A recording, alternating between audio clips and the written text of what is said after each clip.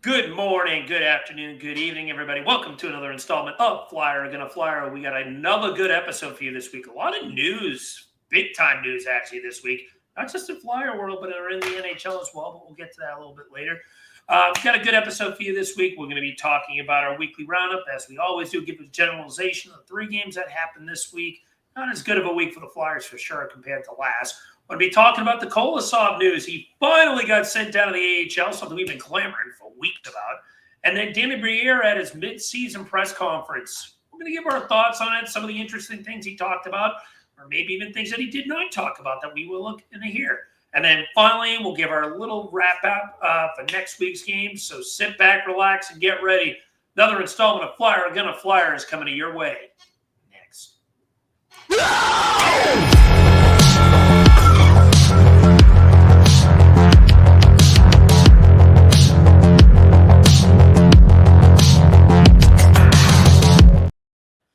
Hello, everybody. Welcome to another installment of Flyer Gonna Flyer. We have a good episode for you this week. Got a lot of talked about, as I just mentioned.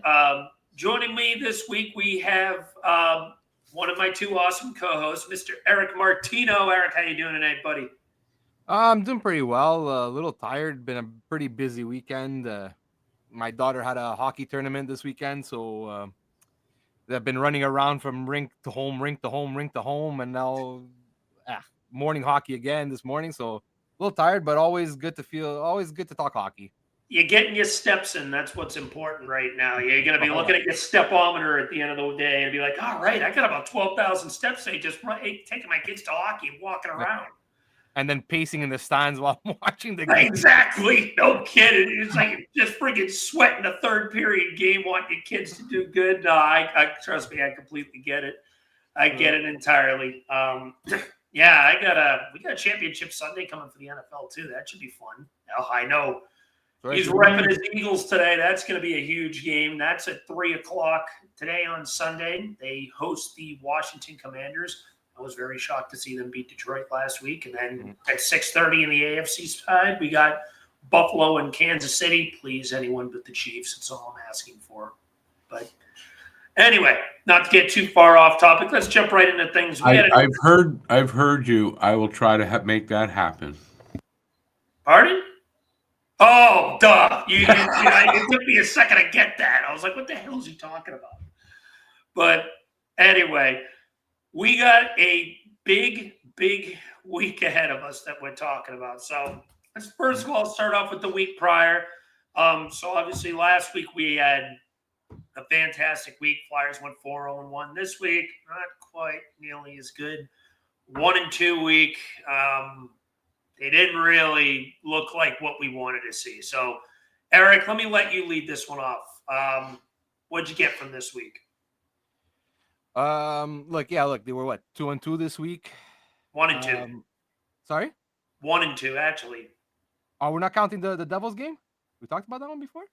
But we talked about that last week's episode. Oh yeah, you're right. Sorry, my bad. You're good. Yeah, no, not good. Honestly, this week was not good, and just their play in general, I found was not great. The only like little bright spot I could see was Urson still looked pretty solid. He made, I think there was that one mistake that he made against the Isles that ended up Sanheim had to save him on like this weird pass that he made. But other than that, I think the like stemming from that New Jersey game, because sorry, I'm going back to next week, but like you saw it in the Jersey game where uh, they played decent, but like New Jersey was playing terrible. So I'm like, okay. And then the next game against Detroit, I didn't like their game against Detroit either. Then they get blown out against the Rangers, and then the Islanders, they didn't look great against the Islanders either. And well, listen, something went down during that game that kind of kept my eyes away from the TV. But so we'll talk about that later. Yeah. So, but no, I thought this week was very sloppy. A lot of turnovers, no urgency, no pace. The Kate's line still looked pretty good, but I thought the Frost line this week looked a little off. It looks like they're trying to still find their chemistry. If they're even now, I saw a tweet earlier today saying that they probably might break up that line. The lines might shuffle. Other than that, but like, look, A Balls and Richard actually look pretty decent. I have to say, Richard and A Balls, they for replacement on the fourth line, they played with some pace, so I got to give it to them. But our high end talent or our offensive leaders didn't really show up this week, and it really showed on the ice. Yeah, I got to agree with a lot of you. Even stemming from that Detroit game, the one game they did win this week, they didn't look all that good at all. I felt like they came out of the gates good in that game, but then as the game went on, Detroit found their game, and Sammy Urson was solid in it. He had a good game in net, kept the game 1-1 before they won in overtime. But it was a game that they really didn't have the offensive pace that they had in prior weeks. I emphasized a lot about defensive structure last week, but this week was more of a lack there of offense where they just weren't burying pucks. They weren't getting high quality opportunities, and the chances that they were getting, they were either getting robbed or they just couldn't finish in general. And that kind of stemmed to the Rangers game. All three of these games, they got the first goal. They did, and only one of them they ended up winning. The Rangers game, they jumped out of the gate quick. They had that 3-on-1 that was developed with Tippett, Frost, and Konechny, where it bounced off. I don't know if it was Tippett's skate or leg and went in the net off of a cross-ice pass. And then from there, the Rangers answered back, and they kind of just controlled pace from there. The Flyers got a good amount of shots off in that game, don't get me wrong, but it never felt like they had good quality. And one thing I want to bring up, Sammy Urson kind of didn't have his best game against the Rangers. I want to say that Suitable Elias, Derek brought up an interesting point that I've always thought of too. Have you ever seen Samuel Urson save a redirected shot? It seems like any of those that get any type of level of deflection seems like it goes in the net. Now, obviously, those are a lot more difficult. The trajectory of the shot changes. You have to completely change your motion in a blink of an eye, but you'd like to see him make one or two of those occasionally. I can't recall the last time he has stopped one of those. And he got beat from the point a couple times in that Rangers game, man. Igor Zamula got fucking walked in that first goal. He got put in a fucking blender to the point that he got benched for the rest of the first period. And then he got a day-to-day injury where Eric Johnson jumped into the lineup for the first time in 29 games against the Isles. I don't know if he ended up actually getting hurt or he just got so fucking twisted that it says, okay, you're still seeing double, take a game on the bench. Like his head was still spinning, It's like, what? That game, I'll say, Fedotov did let in one softie, but he didn't play especially bad, but you would have liked to have stopped that second goal. But this is one thing that stood out to me that irritated me even before this game started. The Flyers are playing their third game in 4 days. The Isles had been off since Monday. So the Isles were on 4 days rest, and the Flyers are playing the third game in 4 days. How is that fair? Like, I understand that this is going to happen occasionally to teams, but Flyers play the Islanders again next week. We'll get into that when we go over next week's games. And it's pretty similar. The Flyers will be playing a back-to-back with the Devils on Wednesday and then play them on Thursday while the Isles are getting rest. To have that happen twice in the span of 2 weeks is kind of dumb, if you ask me.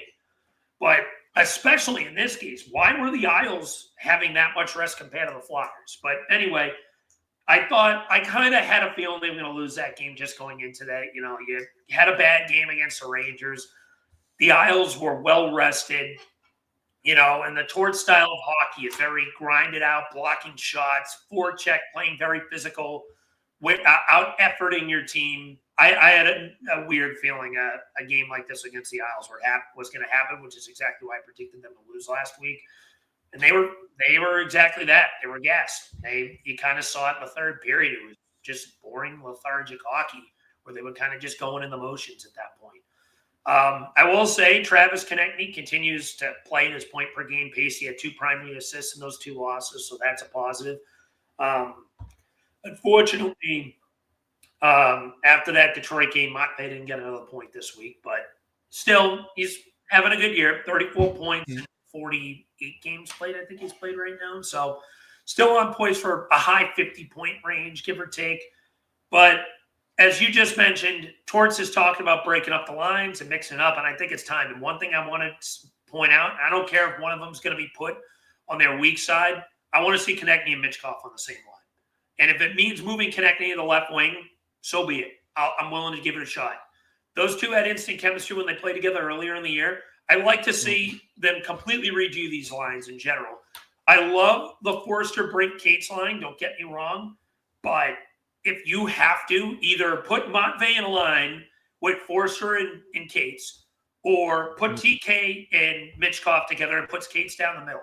Cates has been your most consistent center, and I'd like to see Matvey get the opportunity to play with him and Konechny. Yeah. Honestly, that's one thing I've been thinking about for a while. I would like to see actually Matvey replace Brink on that line, and just to see, because like I think I even mentioned this last week or whatever. We've been talking about the lines, and I feel like the Cates line right now is kind of our first line, and I would love to see like what he could do with a guy like Cates that just grinds it out and just like he hustles, man. And a shooter like Forster, I'm really curious to see. And not that the boy Brink is playing bad. Yeah, exactly. He's been fine. Knock on but Brink at all. If you're gonna mix up the lines, like that's one move I'd really like to see, at least for a couple of games, just to see what would happen. Yeah. And at the end of the day, like you're not getting much scoring. You scored 4 goals in 3 games this week. That you're not winning many games doing that. You're lucky you even won 1, to be honest with you. So they need to do something to tinker these lines. And I got to say, Sean Couturier had an awful week. He was bad. He just looked flat out cooked all week. And I'm starting to worry that we're going to see the Coots of last year, who in the second half completely tailed off. And this week was, in my opinion, the worst week he's played all year. He just looked completely cooked. I will say, if I had to make some suggestions, maybe you move like a line of considering maybe like a Tippett, Couturier, Brink, just to mix some things up. You get a 2-way guy like Couturier, you got a speedy guy like Tippett, and then Brink, who plays bigger than his size indicates apparently suddenly, who can also be a good all-around player in general that can solidify your third line. And then, like I said, maybe move to the second line. If you're not going to move Matvey with TK, maybe do that Forster, Cates, Michkov second line, and then maybe a first line of considering, well, maybe throw Farabee, Frost, and Konechny together, just to mix some things up and see what you get. Like, because they were not putting it. If you even go back to the Devils game, they only scored, 3 goals that game, and 1 was an empty netter. They haven't had a high-octane scoring game for a handful of games now. And I think you need to find a way to spark some offense in this team. No, I 100% agree. It's funny what you said with the Tippett, Coots, and Brink, because that's the exact right in my head. I had just thought of that one as soon as you said it. And no, I think that for me, those would be like 3 interesting lines that if that maybe Torts would try, but we'll see. We'll see what he pulls off. Yeah. So we're going to see what he does for lines over the next couple of days. We'll probably get our answer at some point during practice today as we record this on Sunday morning. But before we move on to our next topic, is there anything else you'd like to add before we move on to the big Kolosov news? No, I think that's pretty much it. All right, good. So with that being said, let's move on to our good friend Aleksie Kolosov. So it's no secret we've been clamoring for a handful of weeks that we wanted this guy to get sent down, and it would be a good time to potentially, have him play some full-time game in the AHL. And the Flyers finally heard our wishes. And with that being said, Aleksie Kolosov has been sent down to the AHL. He's finally in position to play, get some opportunities to play. And, I'm glad he got that opportunity. And with that being said, we have been joined by our other gracious co-host, Mr. Jamey Baskow. Jamey, how you doing today, buddy? Hey, aloha mahalo, man. Just at this bounce house place for a party, fixing the tires so we could get home. And I'll tell you this, because I want to watch the Eagles game. Go Birds. Go Birds. Go Birds. Love it, Eric. I love it. My man supporting. That's the Eagles nation, baby. Oh, Hey, G-L-E-S, Eagles. Yes. I miss my Patriots being in the Super Bowl every year. I just on the sideline. I don't know how you guys felt. Man, with the Kelly Green, man. I love it. Jamie's in a good mood today. Damn right I am, man. Birds are playing. The poles are greased. It is time. Wow, what a hype speech. They need to put that right on the link when they head to the game. And just you screaming that. That'll get them all hyped up. Damn right. All right, so with that being said, we were just bringing up the big Kolosov news when you joined us, Jamey. So why don't I lead off with you? What's your take about Kolosov finally being sent down to the AHL? Well, I think each and every one of us, Eric, you, and myself, called that, and I think a lot of people did. To be honest with you, it was time. He's just not NHL ready at the moment, but that does not mean that he won't be. I think that he's a very talented goaltender that just needs to hone in on his skills and get the proper training and proper game time and practice time. With learning how to become a pro. He definitely wasn't NHL ready. He had his good moments with the Flyers, but he also had some bad moments. And recently, he had a recent bad luck streak there. I wouldn't call it bad luck, but he just played bad. And that's fine. We have to remember he's only 22 years old. The goaltending position, like we've talked about in the past, is a roller coaster. It's up and down, especially in Flyer land. They're just so up and down, in terms of goalies, that it's okay for him to go back. And I'm just happy. What I'm happy about is that he came to his senses and accepted going back to the AHL as opposed to going back to the KHL. I think if he went back to the KHL and the Flyers had to loan him there, I think that they would have never have gotten him back. So I'm happy that he accepted going to Lehigh. And from what I was told from sources, is that he really enjoyed his last stint in Lehigh. So to me, I was very confident that he was going back to Lehigh anyway. That's from what I was told before he was recalled to the Flyers, is that he was having a good time in Lehigh. So that I was fairly confident that he would go back. That's good to hear. Because hearing, obviously, we were all a little bit nervous that, obviously, with what happened this summer, that was a possibility that he was going to try to jump ship to the KHL. One thing to note, the KHL season only has, I think, less than about a month left. Yeah. So even if he did jump ship, it's not like he would have had much time to play and get ready anyway to get back into the way things are over there.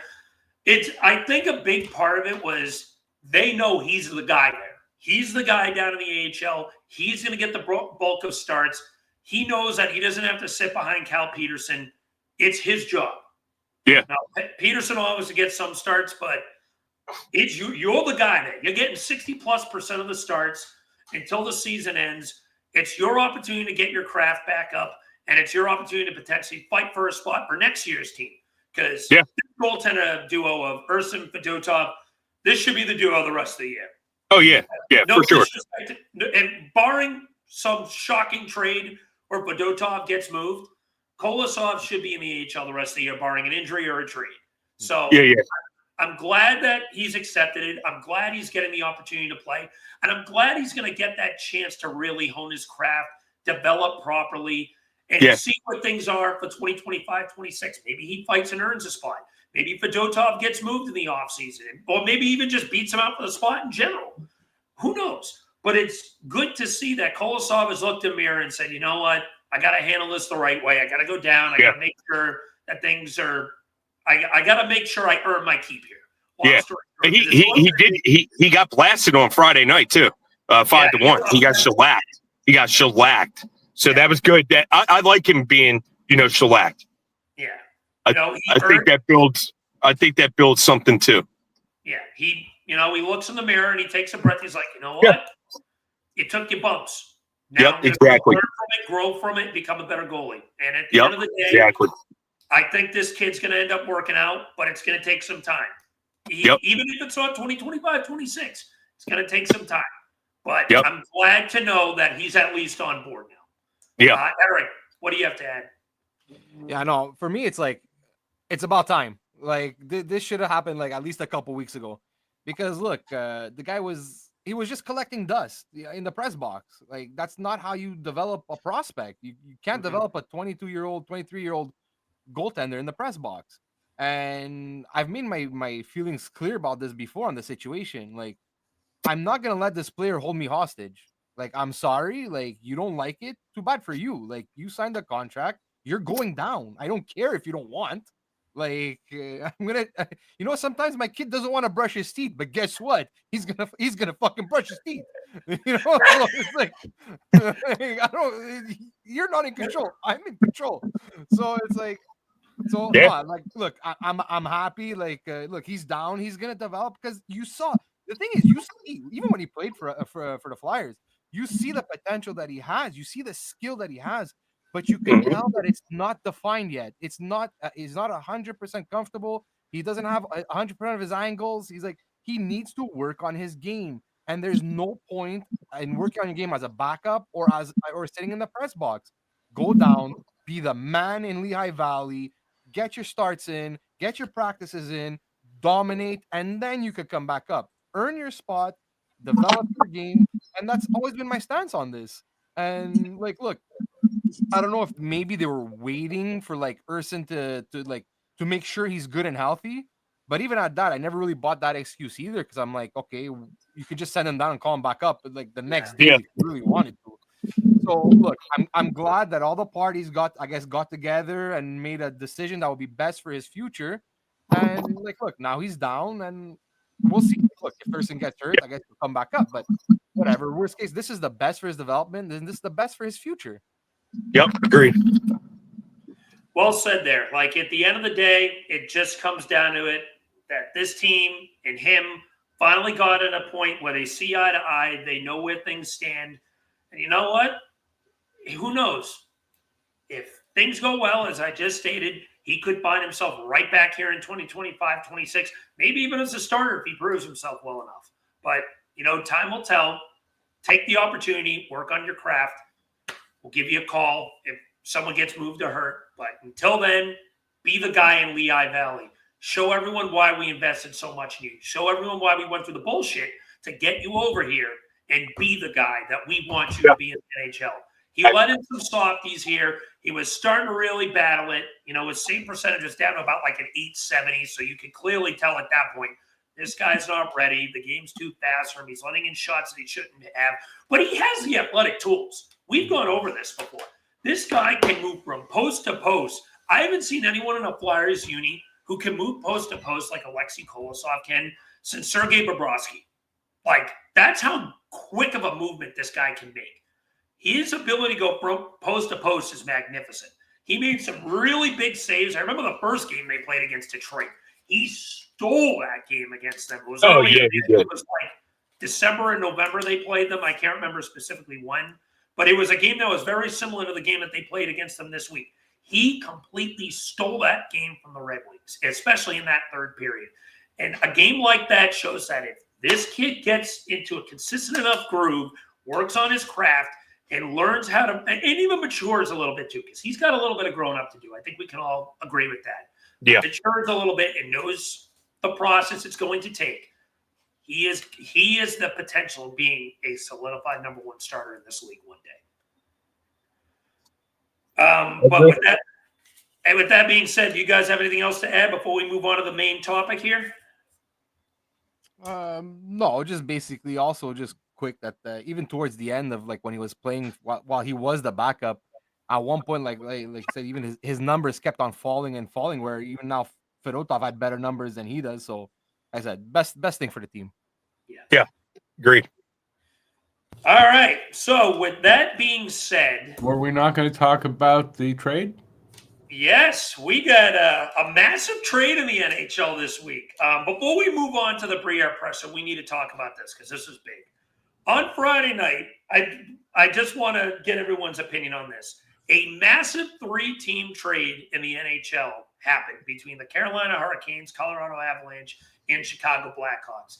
That's Mikko Rantanen and Taylor Hall find their way to Carolina. Marty Necas, who I have clamored was trying to get traded for months, and Jack Drury find themselves in Colorado, as well as a second and a fourth round pick. And the big bad Chicago Blackhawks got a whopping third-round pick and 50% of the Rantanen contract. With that being said, what's everyone's take on this trade? Rick, you know what? Let me start with you. Yeah, I mean, I don't know that I was as overwhelmed as everybody by it, but yeah, we were. This was what, Friday? Yes. I forget what I was doing, but I think Matt kind of put it up in the chat, and I went and looked. I did. And was you okay? Yes, and then I it took Matt twice. And it took what, like an hour or something for all the details to come out, and it was crazy. And then they threw like this deal with Crosby going to Colorado, and everybody Crosby's going nowhere. I know he's not, but it was like a crazy night. So what do I think of the trade? I think Carolina just, I mean, they have to be moved up to Cup favorites almost, right? Yeah. I think they're the favorites. Right? I mean, if it works out. Because, listen, these guys might not have any chemistry, although I doubt that. But, I mean, they might not, right? You don't know. But, I mean, it's an awesome trade for Carolina. Chicago. Okay, so Chicago traded Taylor Hall for basically a third-round pick. Right? Mm-hmm. Mm-hmm. Okay, now Taylor Hall, a UFA at the end of the year, or does he have time on his deal? He's a UFA at the end of the year. Right, so they retain salary on him, right? No, I don't think there was any salary retention. Okay, this is what I wasn't sure. So they got traded Rantanen and then moved Rantanen and Hall and retained money on Rantanen. Is that what happened? Exactly. Yes. Okay, so Chicago lost their fucking minds. Yes.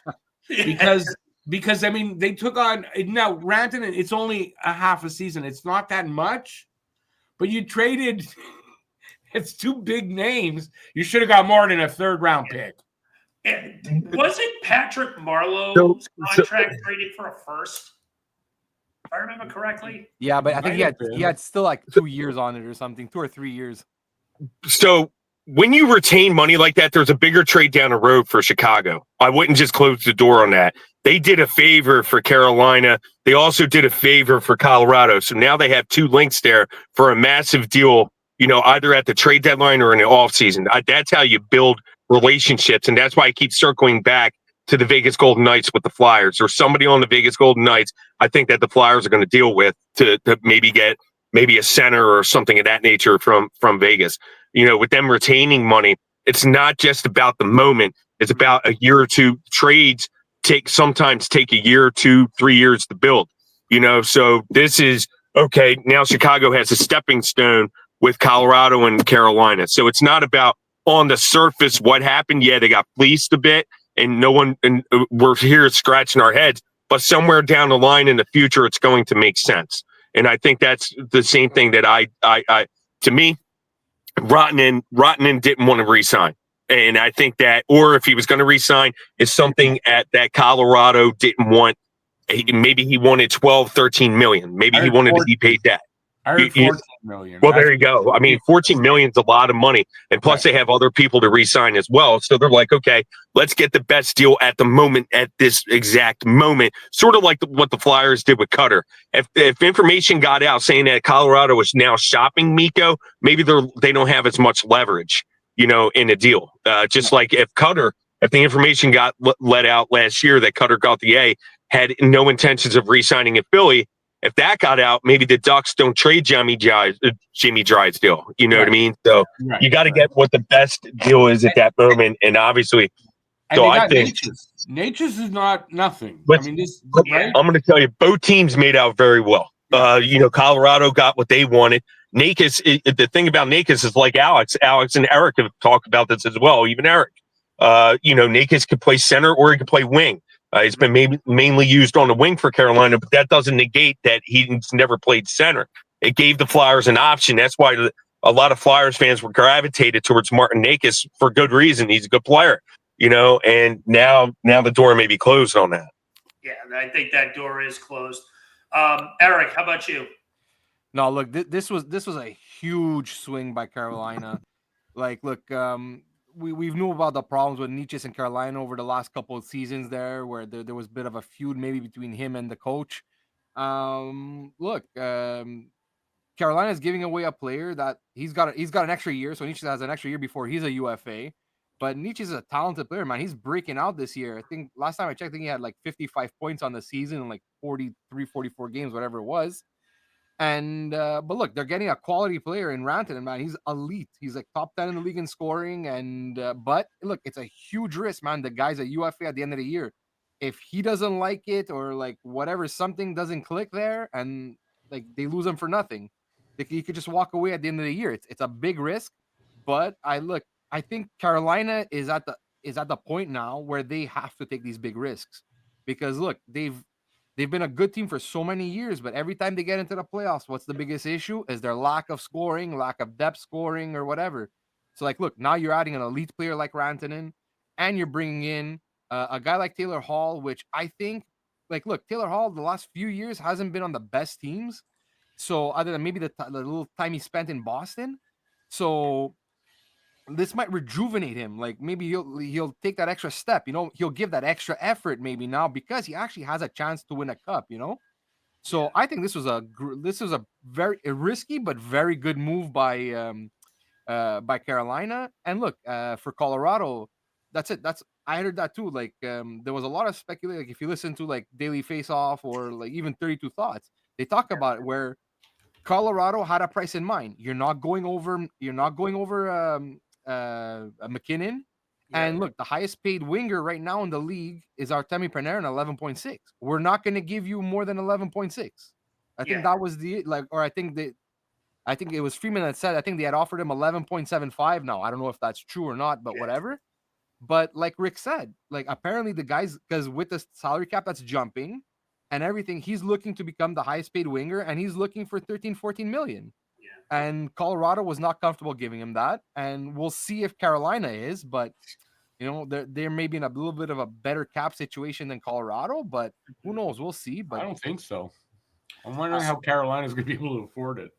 Well, they have both of their top two defensemen coming off the books this offseason, so they might be able to make it work. But we'll see when that happens. Aho is not making McKinnon money. Like he's very well paid, but he's not making McKinnon money. So like they have some caps. They could juggle the cap, like you said. They have some guys that are coming off.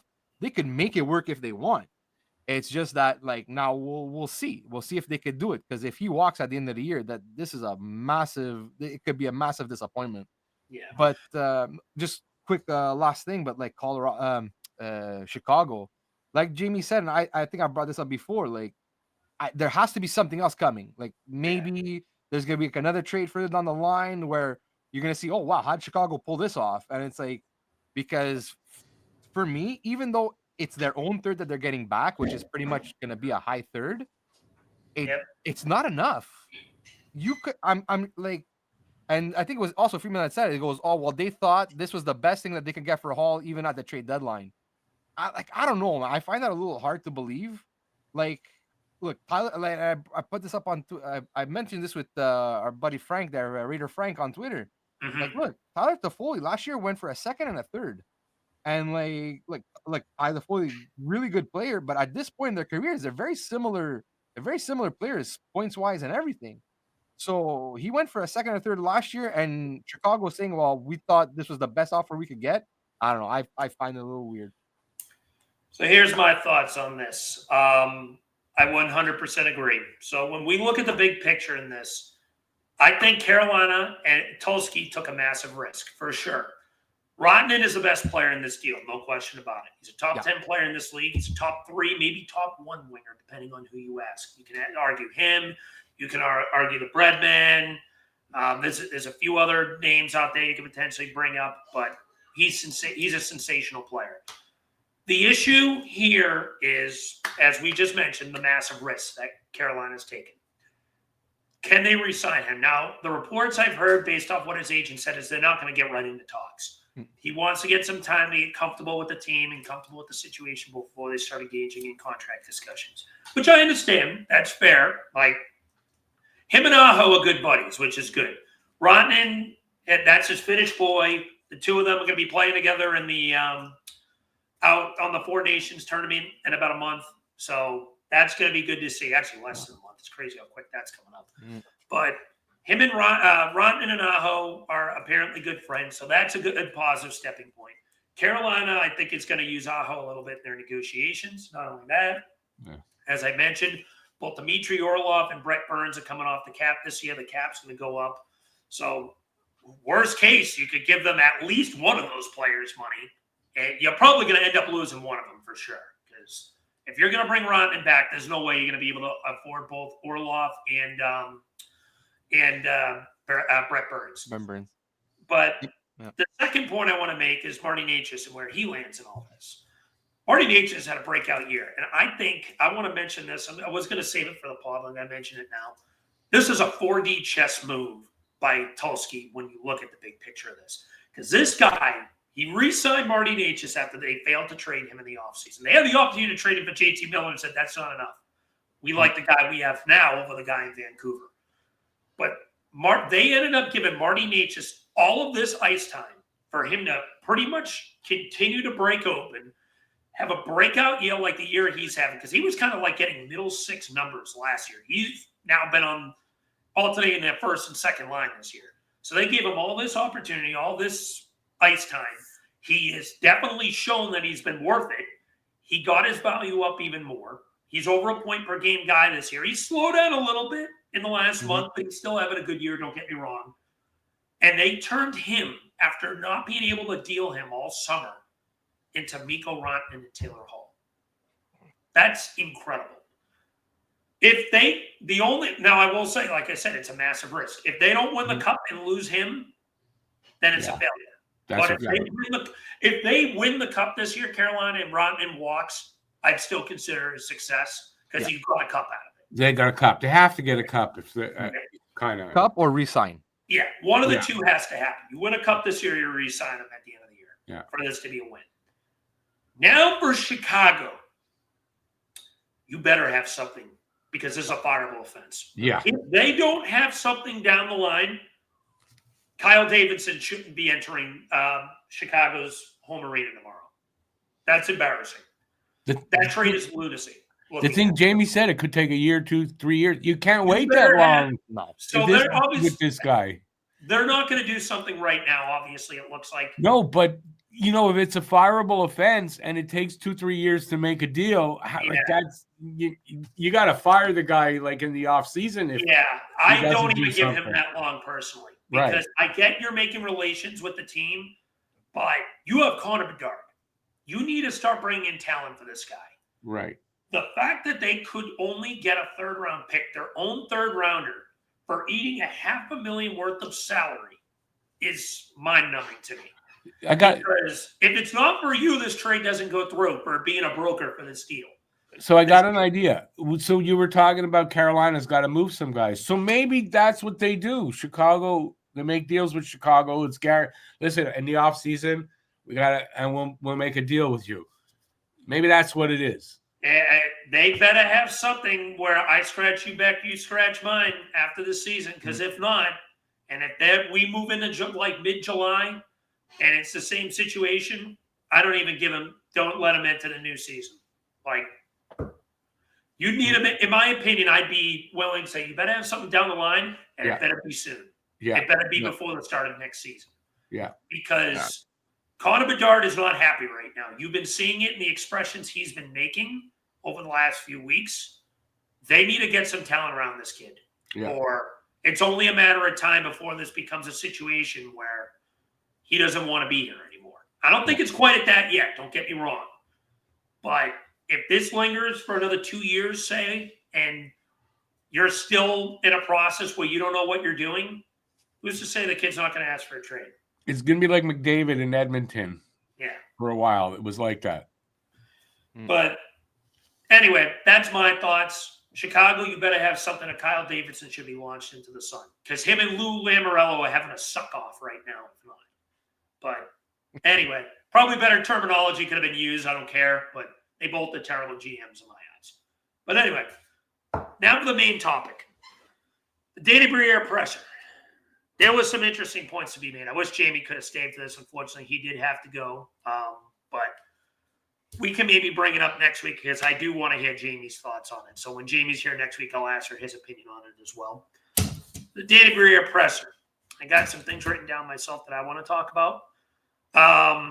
He had his midseason press conference back on Tuesday, I believe, right before that Red Wings game. It was like 10, 11 in the morning.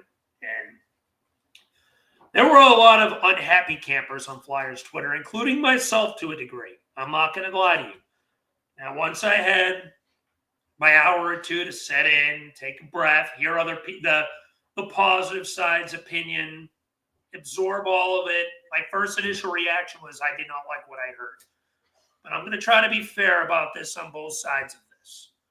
So, the first thing I want to mention personally, there was one comment he made in this that really stuck with me in a negative way.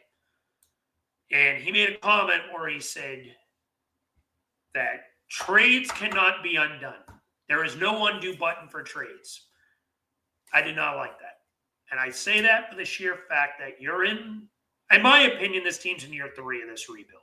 It's year 2 of Danny, full season, but this is realistically year 3 because they've been kind of accepting they've been in sell mode since about the 2022-23 season. With that being said, you need to start shedding out, or start looking about, at least looking to shed out some of these guys. And if the sheer fact looks at this, that you're getting hesitant, that you feel like that you don't want to make a deal because you're afraid of it blowing up in your face, then what are we doing here? Because this is a rebuild. Risks need to be taken. Now, Danny has done an excellent job on acquiring draft assets. That's a big part of it. You got 3 firsts and 3 seconds this year. The first round pick that we have, it should be a good one. You're probably not making the playoffs, as we've said. It's even less likely than last week now. Colorado and Edmonton, if the season ended today, would be facing each other in the first round. I was brought that to brought that to my attention by one of my followers today. I didn't even notice that. So that, I have a feeling one of those 2 teams isn't going to make a massive run this year. But with that being said, there's no undo button. You need to take a risk. Even if it's not at the deadline, the sheer fact that he said that makes me worried that he's gun shy to pull the trigger. Now, could it be that Danny's not showing his hand? Awesome. That's the potent glass half full about this. Danny was very inconsistent in what he stated in the first year, and he made a lot of, or at least attempted to make a lot of big moves. They drafted Matvei Michkov. They got a second first-round pick. They got rid of Ivan Provorov. They got rid of Kevin Hayes. They bought out Tony DeAngelo. They acquired Hells Grans. They brought in the Pedersen contract. They made a lot of moves in 2023. Then last trade deadline, you traded Sean Walker, got another first-round pick from Colorado that we know is not going to be a top 10 pick, so you'll be able to use that this year.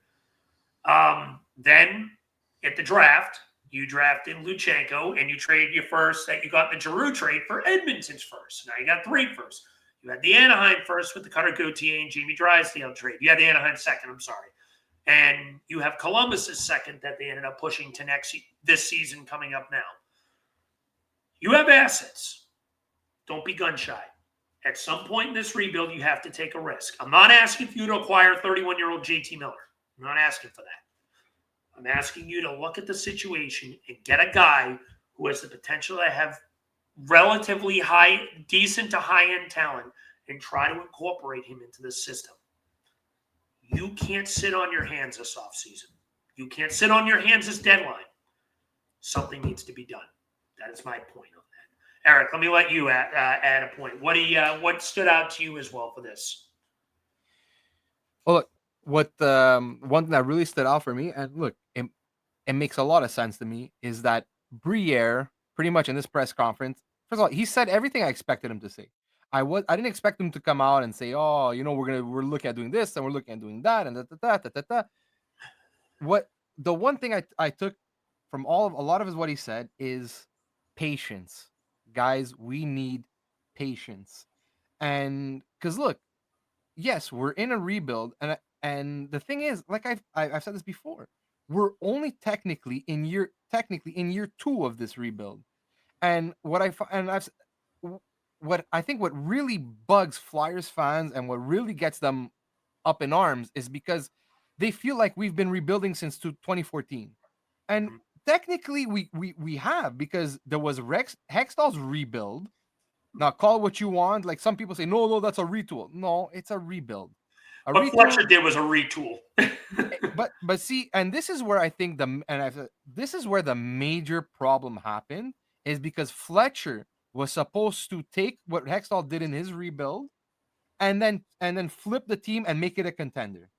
And this is where I think, this is why I personally think Fletcher was worse than Hextall, is because he didn't do that properly.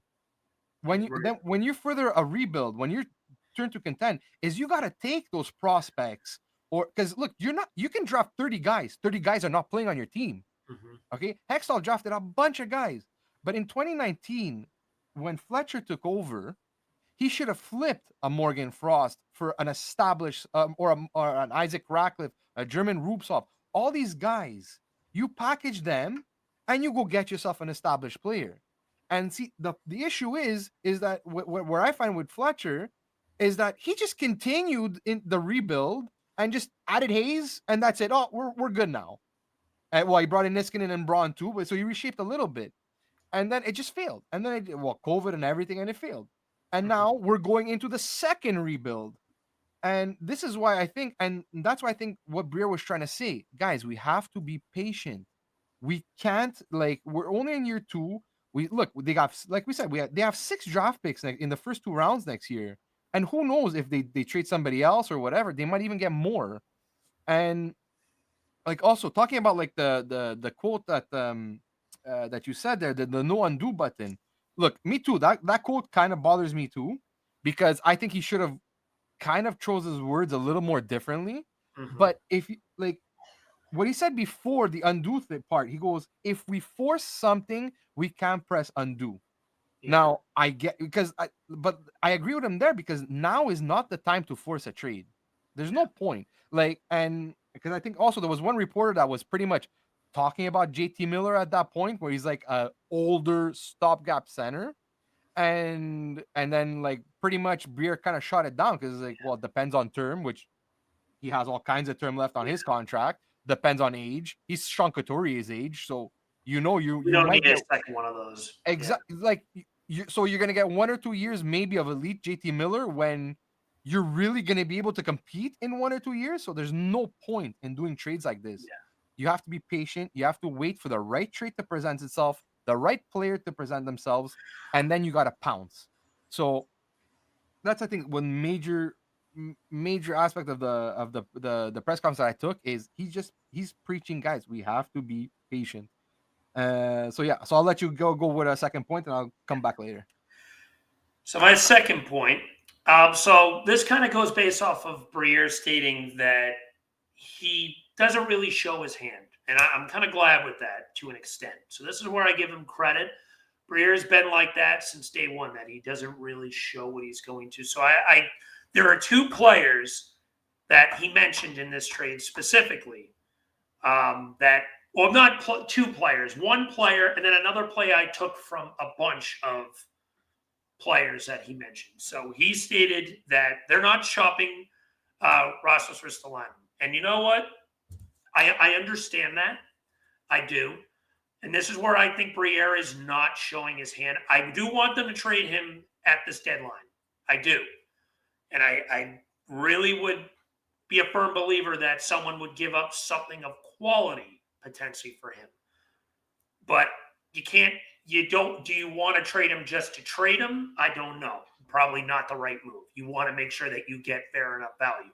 And, this is where I look at Briere and I worry. Is he the type of GM that saw that trade that he made with Ivan Provorov back 2 years ago, and he feels like he's going to get a haul of that magnitude every time? I worry about that might be shaping his outlook on every trade he makes. Now, the Flyers have a very big log jam on defense coming. They have 6 defensemen already here, and coming aboard, Emil Andre is still going to be here soon. Oliver Bonk will be a pro probably next year. He might be in the AHL, but he'll be a pro.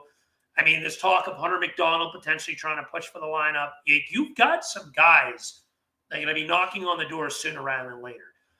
So moving a guy like Ristolainen not only potentially gets you assets, but opens up an avenue for one of these younger guys to potentially knock down the door of potentially getting a roster spot next year. The fact that he said that they're not actively moving him, I do not believe that means he's shutting him down. It just means that maybe he's trying to hike the price up. But what I say in that is, don't play. You play with fire, you're going to get burned. Because if you keep thinking you're going to get this price higher and higher instead of getting the fair value that would make sense for the guy, teams are going to start wandering away. There's plenty of teams Rasmus Ristolainen would make sense for.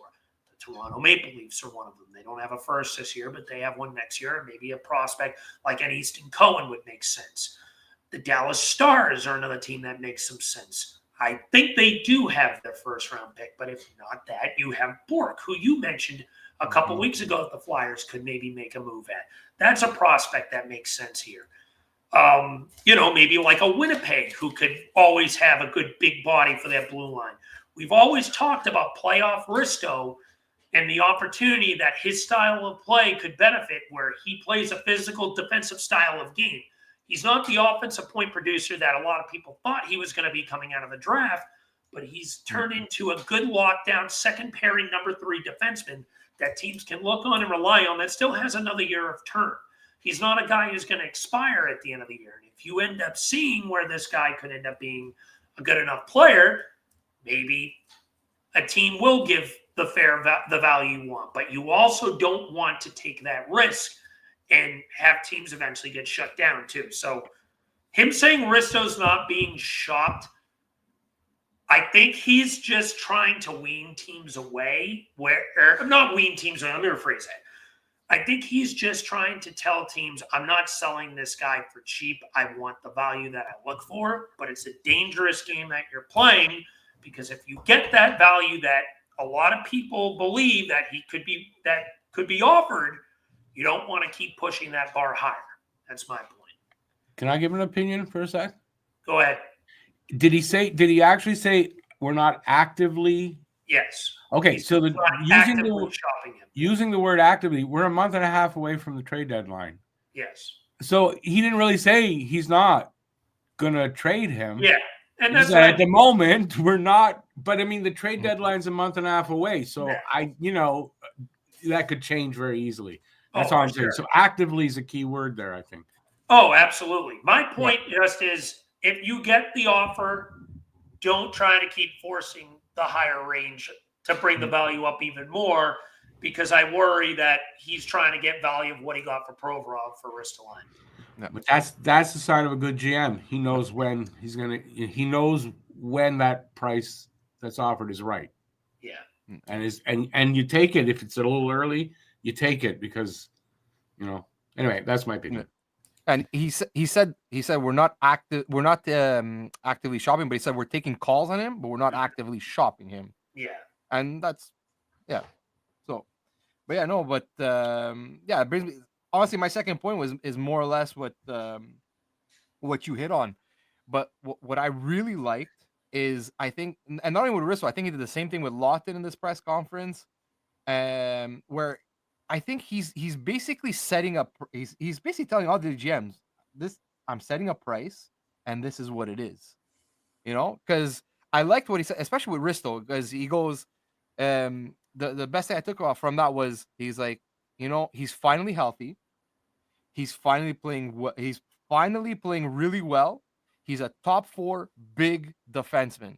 So he's basically telling all the other teams, like, this is what all you guys covet. This is a huge physical defenseman. He still has term, so you're not only getting him for one run. He's healthy. He's playing really well compared to what he used to be. So basically saying, we fixed him. So now we have this huge physical top 4 defensive defenseman that you guys really need. You're gonna match my price because I don't have to trade him. I have another year. And basically, he's playing really well for us. And you know what? What have we said all season so far? Risto has been one of the most consistent defensemen on this team this year.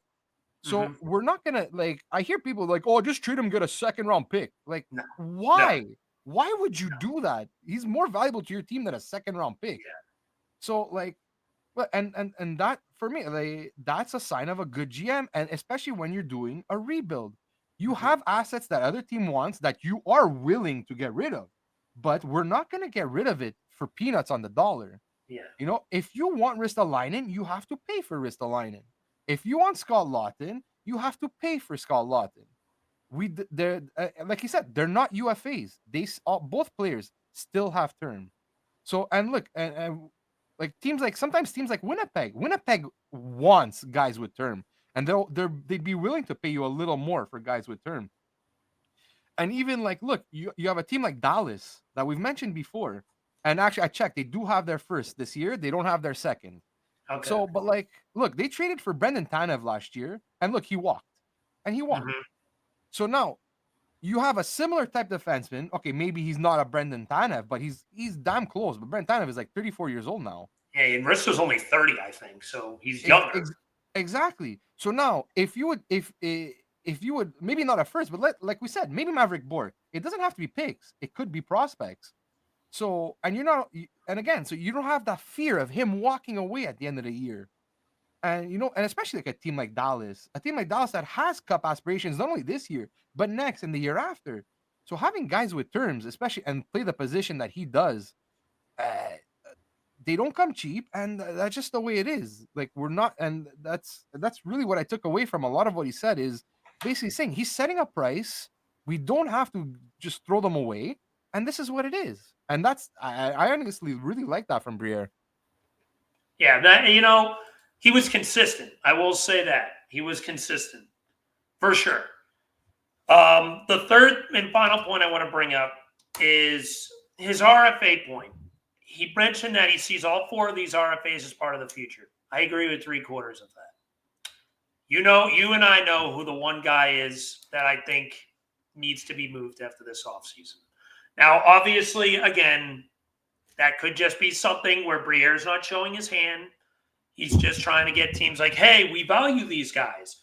If you want them or you want player X that we're talking about, a.k.a. Morgan Frost, you're going to have to give us at least fair value. When it comes to Morgan Frost, as I've said, I think he needs to be moved at the end of the year just because of his inconsistencies here. That's just my opinion. But I wonder, does Briere actually see him as part of the future, or is that just another case of Briere not showing his hand? Forster, part of the future. No questions asked. This guy is probably the best left winger guy, young talent you have on this team. Cam York, he's probably the best or second best defenseman you have right now on this team. Noah Cates, we have done nothing but rave about this kid all year. He's your next Scott Lawton, except maybe with a higher offensive ceiling even. Number one center. Number one center, Noah Cates. Number one center, Noah Cates. Yes. Push the narrative. We don't need a 1C. We got him already. We got Noah Cates. We don't need 1C Noah Cates. But then you look at Morgan Frost. Where does he fit? There's sounds reports that Jet Luchenko he's going to be going pro next year, most likely, but is he going to be with the Flyers or is he going to be with the Phantoms? That remains to be said. Are they really going to give Frost another bridge? Because if they sign this dude long-term, I see zero value in it. Because you likely will still – I don't think Scott Lawton ends up getting moved this deadline. I do think Ristolainen still does, but I don't think Lawton will be. So there's a good chance he's still here. I don't see Paling. I mean, Paling just got extended, so he's still going to be here. So you have your four centers if Luchenko's up next year. Sean Couturier, obviously. Noah Cates. Where does Morgan Frost fit? I don't like – that should be Jet Luchenko's spot next year if he's ready to play. Because if not, Morgan Frost ain't going to agree to a one-year deal. You're going to have to sign him to 2 to 3 years again, and then you go through this whole situation. And at the end of the day, I hope this is just Briere not showing his hand, but I see no reason for Morgan Frost to be on this team past this year. That's just my last takeaway on that. Honestly, same thing. That was my third point. Is that's the only one thing that kind of like made me a little uneasy about the press conference was how he talked about Morgan Frost, and the one quote that I took from the press conference about Frost is he goes, "We have to be careful with Morgan Frost."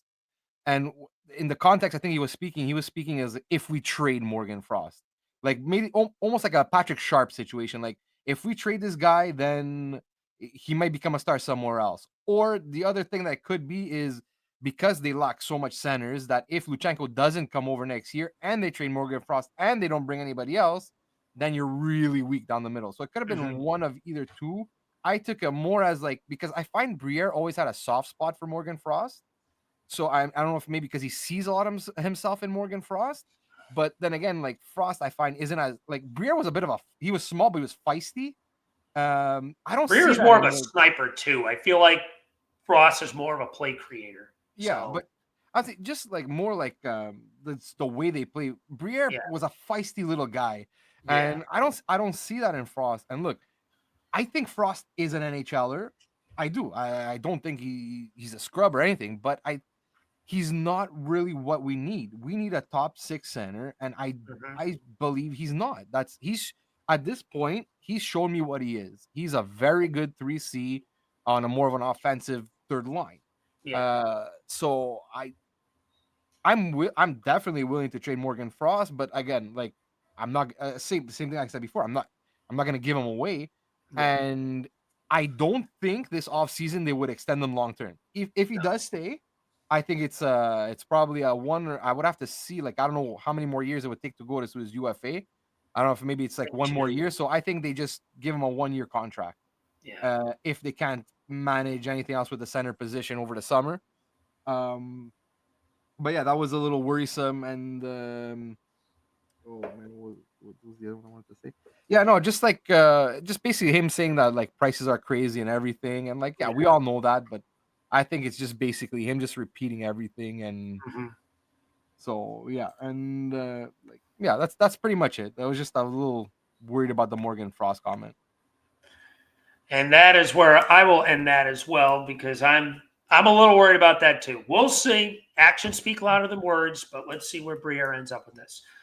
I got one other mini topic I want to talk about before we move into next week's games prediction.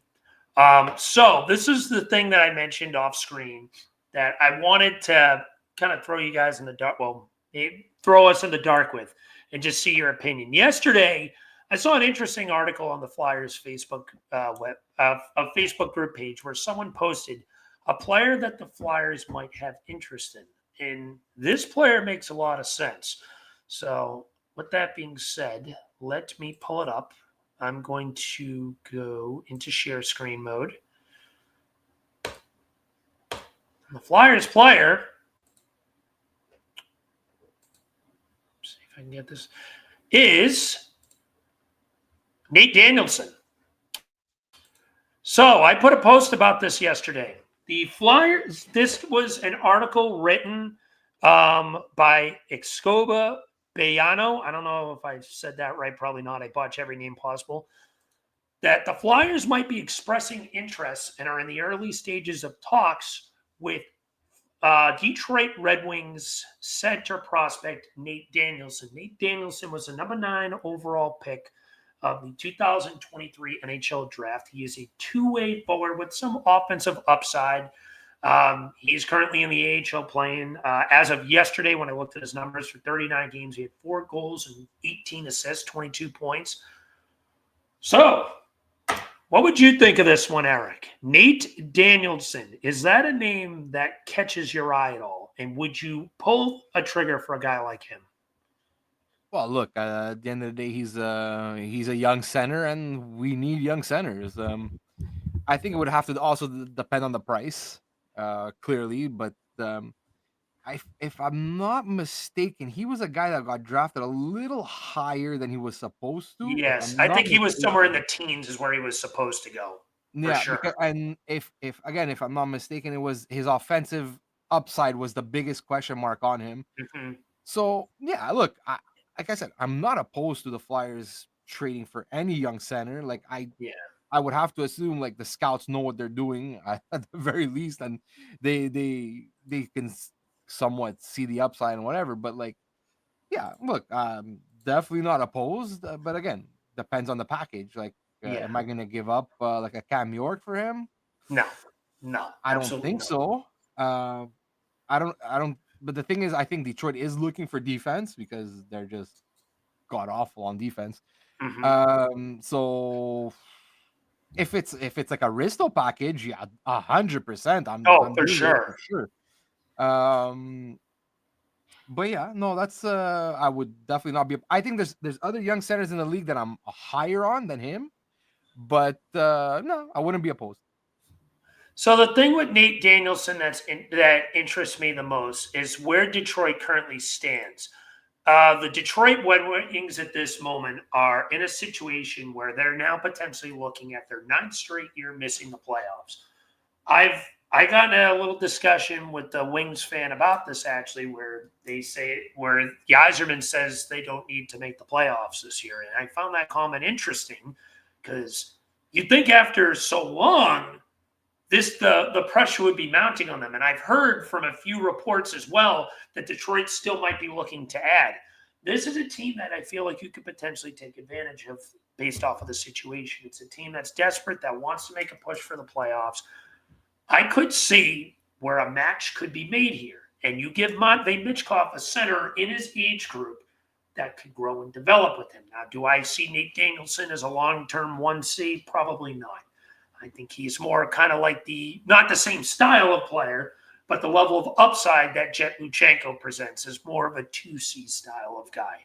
Now, you get a guy if you get both of them on top of what you have already, having two guys with 2C upside who play different styles, where Danielson plays more of a two-way game, Jet Luchenko is more of a skater who can create a little bit. Both of them have issues shooting the puck, but you have some scorers on this team. Not enough. I definitely think they need to get some more finishers.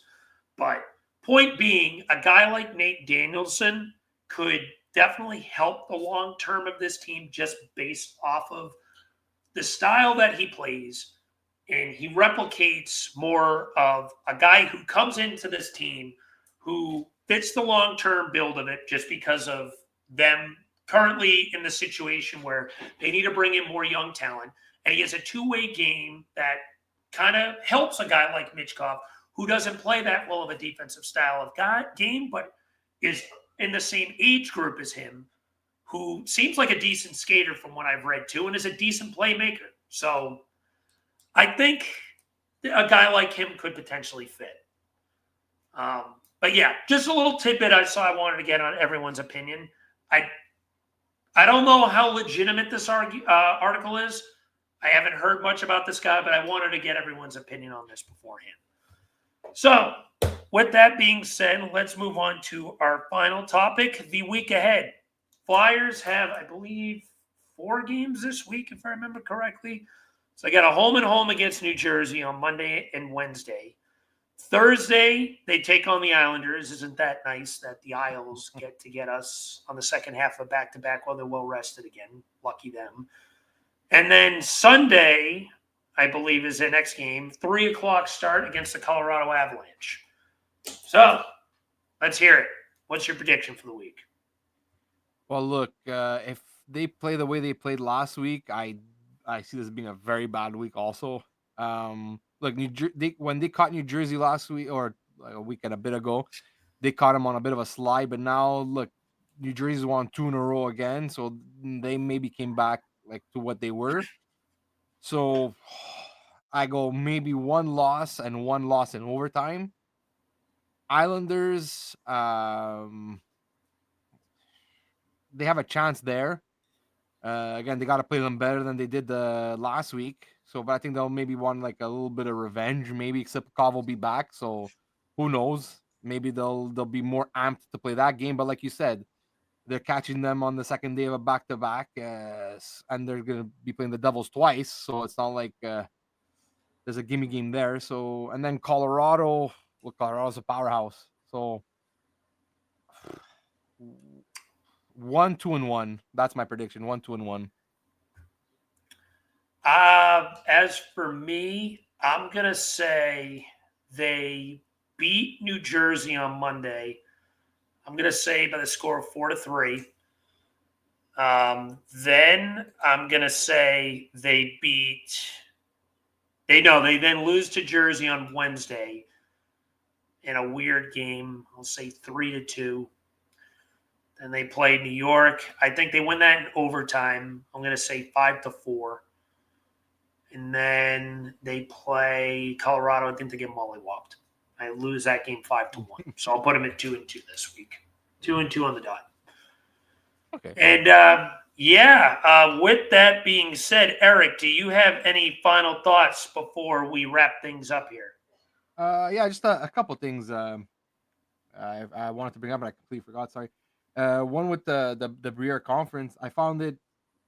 He was asked about like certain prospects, or whatever, and Emil Andre being one, and then he, like, without anybody like questioning him or anything, he brought up Grons and McDonald. Like, he said, pretty much said Grons is NHL ready and McDonald is pushing his way. So I think that as a positive. I go, you know what, like we said, that's why they could like Zamula, Risto, whatever, they can get rid of some guys. We got guys coming.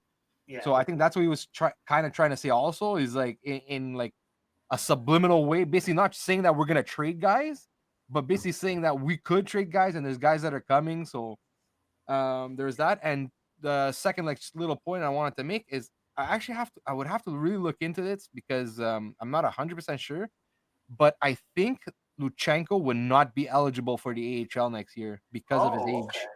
Because I think you have to be 20 for the NHL. It's either 20 or played a certain amount of games in junior. I would have to, because remember there was, I don't know if you remember, but like last season it was an issue with Shane Wright because he didn't meet the age requirement, and then they had to make an exception for him because you have to play a certain amount of games, and he was missing it by one, so they just made an exception, like, okay, just go.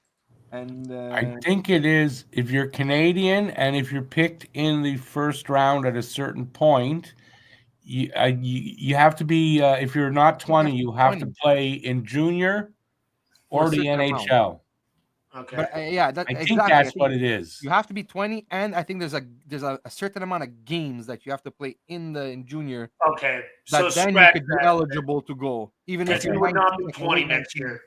Yeah, he'd only be 19 next season. I think. Yeah, that's why I think in August. Next season it's either Flyers or juniors. Yeah. Okay. Then that makes more sense. And yeah, my final takeaway for this is this.